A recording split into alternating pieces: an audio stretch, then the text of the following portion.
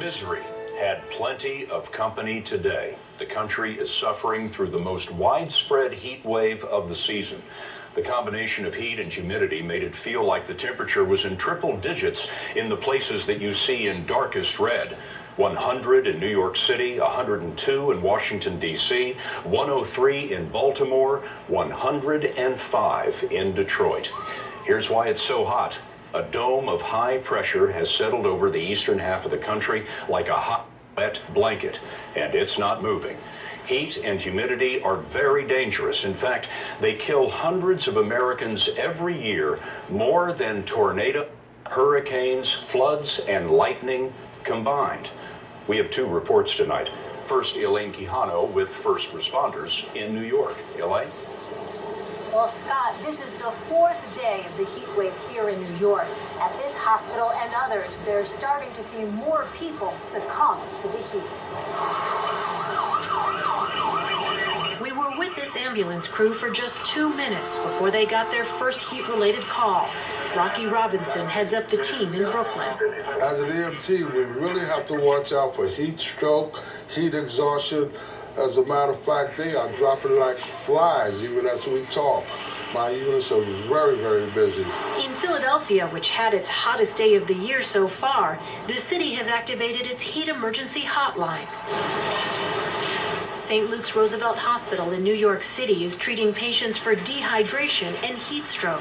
Dr. Jeffrey Raybridge says they're averaging about a dozen patients a day. He expects more. This heat wave, it's been staying hot at night, and we've been seeing problems with that, particularly respiratory problems. And every day that this heat wave continues, the risk is higher. Each day of added heat increases the risk that we're going to see more people with both heat stroke and the respiratory problems. St. Luke's Roosevelt Hospital has added EMS units and doctors to help deal with the expected increase in heat-related cases. Scott, this heat wave is expected to last through Saturday. Elaine, thanks. Now to Chicago. In the Windy City, there was barely a puff of air. Dean Reynolds is there. Dean? Scott, with temperatures here stuck in the 90s for the next few days, air quality in this area is becoming a concern.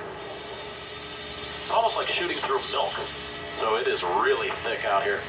Meteorologists tell us it feels like it's 100 degrees here, and there's little argument about that as people seek relief any way they can.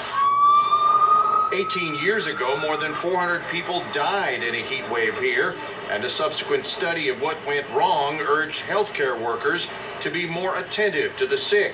Are you worried about people being socially isolated at a time like this? Absolutely, because we have a lot of elderly patients and they live alone. Maria Montesanto, a Loyola University nurse, will make 20 visits this week to patients like 90-year-old Mary McLemore.